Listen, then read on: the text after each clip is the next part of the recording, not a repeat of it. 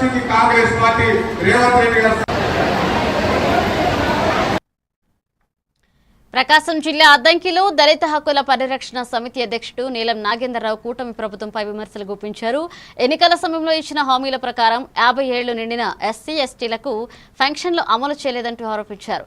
మాలమాదిగా SC అలాగే ST BC minority కార్పొరేషన్లకు తగిన నిధులు కేటాయించాలంటూ డిమాండ్ చేశారు.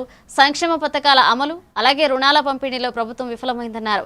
ఎస్సీ ఎస్టీ సంక్షేమానికి సంబంధించిన పథకాలను వెంటనే అమలు చేసి పెండింగ్ హామీలను నెరవేర్చాలని ప్రభుత్వాన్ని కోరారు.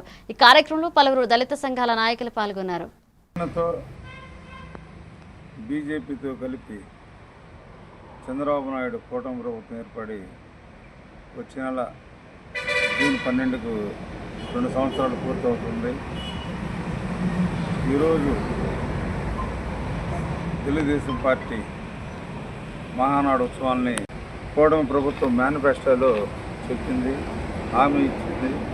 హామీ నమ్మి ఎస్సీ బీసీలు జగన్ ప్రభుత్వంలో కనీసం సంక్షేమ పథకాల ద్వారా రూపాయి కూడా నోచుకోలేని ఆర్థిక అణిచివేతకు గురైన ఎస్సీ బీసీ ముస్లింలు చంద్రబాబు నాయుడు మాటలు నమ్మి, పవన్ కళ్యాణ్ మాటలు నమ్మి కూటమి ప్రభుత్వానికి ఎగిరెగిరి ఓటేశారు.